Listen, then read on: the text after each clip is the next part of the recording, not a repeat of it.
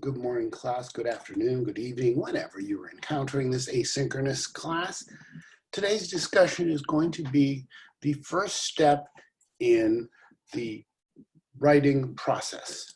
For us in college, it's going to be the annotation or mastery stage. Also, I call it occasionally the research stage.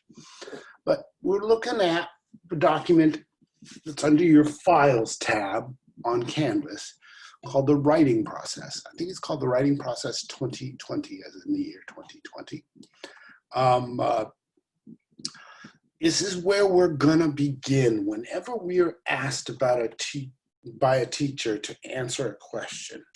We're gonna find ourselves, whether it's in English or in sociology or in administration of justice or wherever it is, life science, social science, humanities, doesn't matter.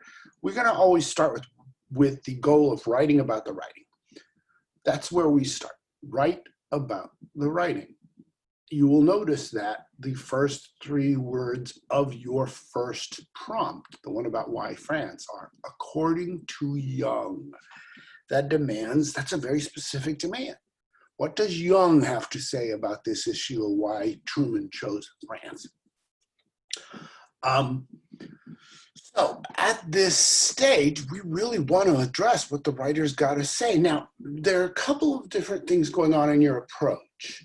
First of all, you'll have your own understanding of the materials to start with. We all have views about the war, Vietnam War, the past, World War II. They're all playing a role here.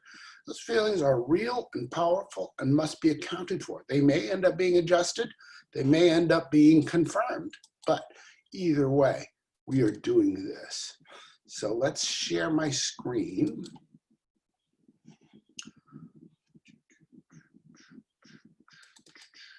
There it is.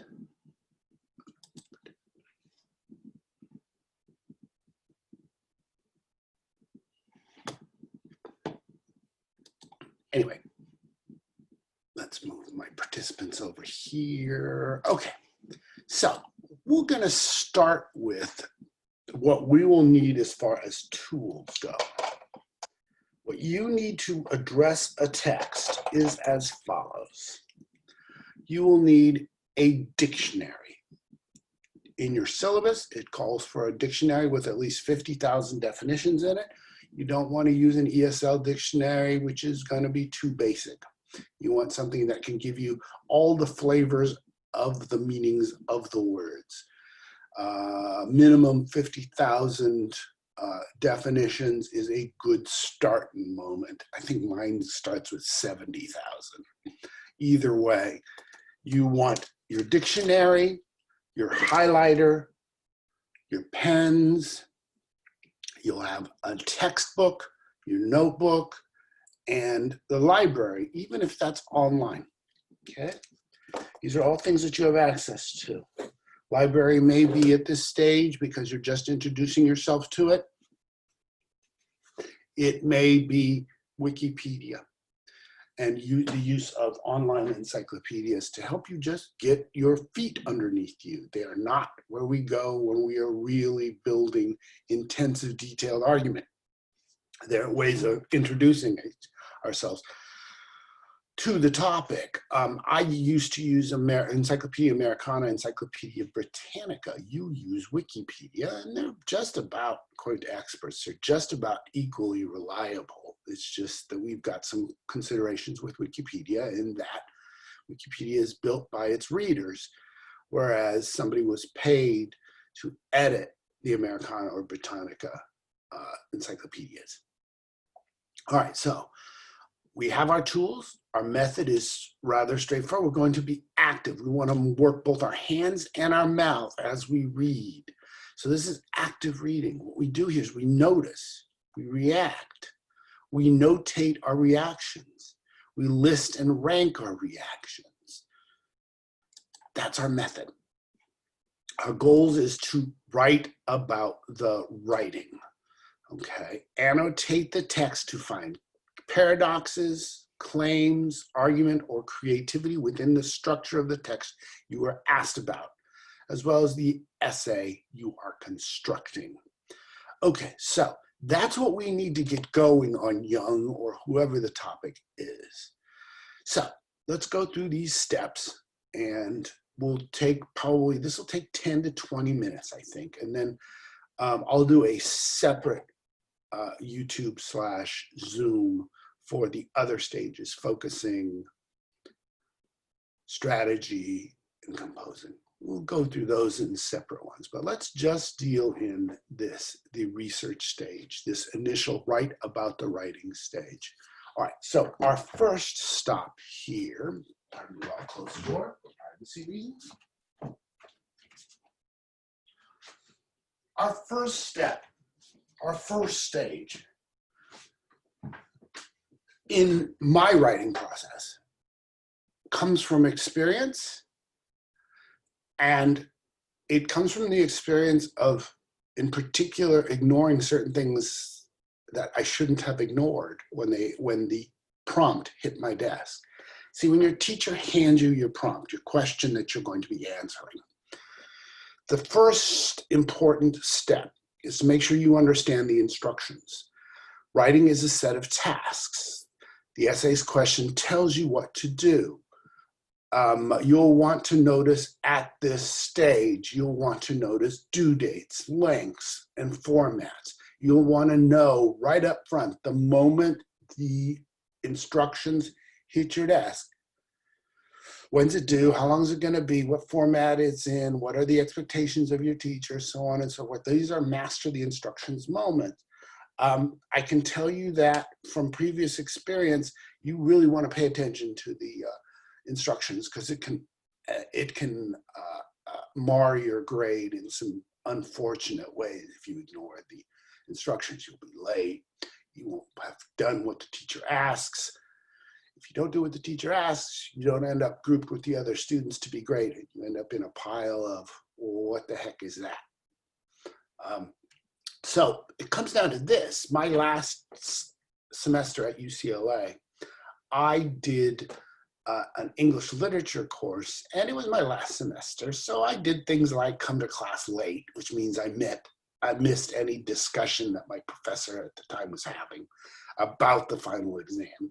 But so last couple of weeks of the class, I was sort of drifting in and out. But here comes the final. I'm there for the final. I'm there on time. I sit down. I got my green book. I open it. I look at the questions the teacher asked. I see two questions about Faulkner novel. One was a Faulkner novel. One was an Eliot poem. I see two questions. I read the first one. I think that's okay. I can deal with that. I could probably answer that. And I read the second one, and the second one looked to me to be very productive. Looked like a powerful moment that I could address. I really liked the second question, so I answered it. I ended up getting an A on that second question, but I ended up getting a C on the final. I bet you can figure out why. Because if I had read the instructions, I would have seen that I was supposed to answer both questions. Oy, right? So you ask your questions. As it hits your desk, you can ask away anything that's unclear. You can ask your professor to clarify any moments or judgments or wording or anything like that. Ask when it hits your desk. Now, our second step in annotation is going to be this. It's going to be mastering the question. And this is your first and only, in a lot of ways, job. If you can't do this, the rest of the work you do will not count. You've got to answer the teacher's question. There is no way around it. Your teacher's question makes your answer. So let's be clear on where we're at stage number 2. Master the question. Guys, everything is about the question. Be on top of it. Answer the question. We are literally going to tell you, as you probably experienced in high school English, that the question becomes the source of your thesis. And this thesis is basically your question rearranged with some specifications and modifications. So master the question, know it inside and out. Look, you're about to throw yourself into mastering a text. The good thing is you've got the questions set aside by the time you jump into Young's book or whoever's book this is, or whoever's writing you're writing about. You have this question that you can touch base with every once in a while as you just simply understand what the author wants you to understand. But the question is the source of your grade. It is the source of your thesis. It is the focus of your development. Yeah, the question's wording will provide a model for your thesis. Echo it, specify it. That's what you want to do. Replace a word like if with because. That's the kind of thing you do. And in addition, if you're really advanced, you'll recognize that the verbs, the wording, especially the verbs in the question, hint at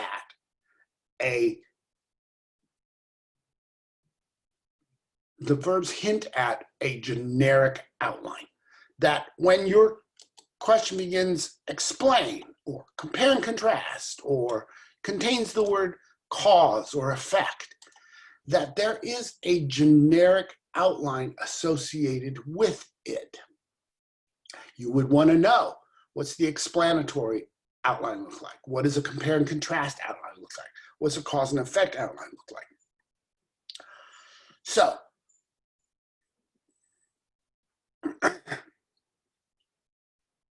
we'll want to pay very strict attention to the question. We'll have to master it to pass it.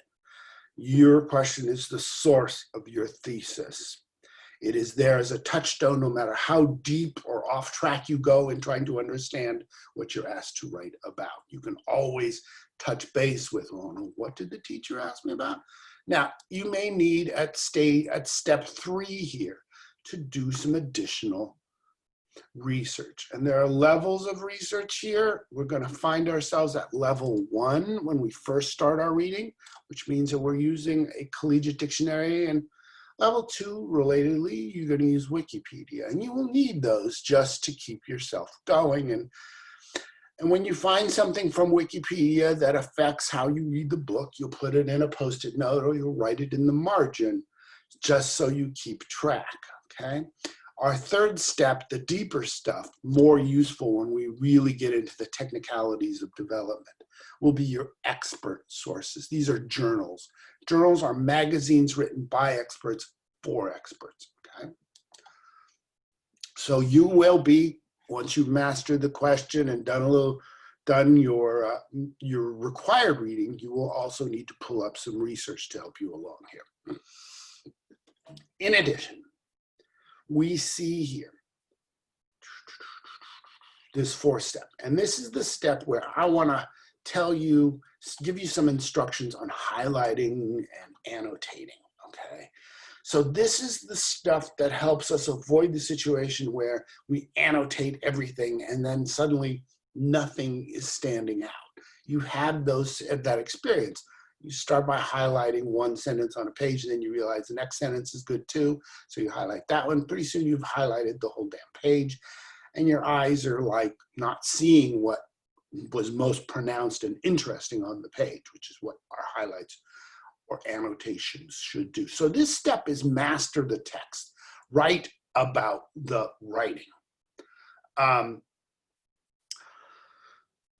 This means concentrating with your distractions turned off. One key step in the writing process is finding your place to do your writing.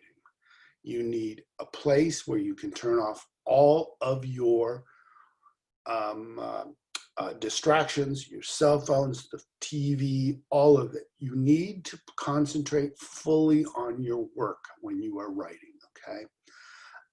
You are not good at multitasking. None of us are. In fact, studies and scientists have been saying for years that people who think they're good at multitasking are actually really shitty at it. Like the more confident you are in your multitasking, the worse you are at it. This is the way it seems to have worked. Master the text. Yeah, so active reading. This means concentrating. Make sure that you interrogate what you're reading, that you think about how it relates to other pages, how it relates to other paragraphs. Draw up connections within sentences and paragraphs. Draw connections across pages by writing page numbers in the margins.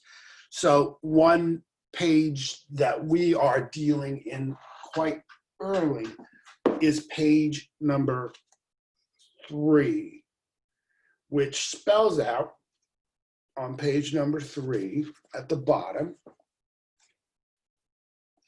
What you see there is a list of campaign promises that Ho Chi Minh and Ho Chi Minh's Communist Party promised in the 1930 election in Vietnam.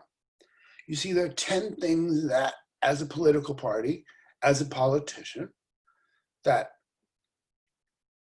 that Ho Chi Minh and his party promised the people of Vietnam. And you see there, excuse me. You see there are 10 campaign promises, and they work along the lines of to overthrow French imperialism, to make Indochina completely independent, all of this stuff that speaks directly to nationalism and independence. But if you see on page 27, if you jump to page 27, at the bottom of the page 27, we see here a set of what Young calls axioms. These are the rules of operation, the rules of thinking that Americans had at the time. You see the first one. This was assumed. 1, to back up this policy of containment that is called NSC 68. The intentions of the United States are always good, is one belief of American policymakers in the 1950s. It's the second one that gets us asking questions here. Communism, on the other hand, is fundamentally bad, page 27. Indifferent to human life, individual values, ordinary moral scruples. Well, hold on. We just spelled it out. We just showed you what the communists stood for. And if you look towards numbers 9 and 10 on the promises, the campaign promises, the 10 slogans on page 4, you see carry out universal education. So the Communist Party of Vietnam believed that everybody should get an education. That's not something that France fought for. In fact, they fought against educating the people of Vietnam, keeping them ignorant, keeping them bound to their slave-like working conditions was definitely the French agenda. And the Communist Party looked at it and said, look, everybody should be educated. Here's another one, number 10, to implement equality between men and women, between man and woman. That doesn't sound to me like communism stands against everything I believe. And that's what's on page 27. So this is one example of how you're supposed to read this book. That what happens on pages 3 and 4 comes up on page 27. So let's look at mastering our text so we can make those relationships clear. What we need to do with pen in hand here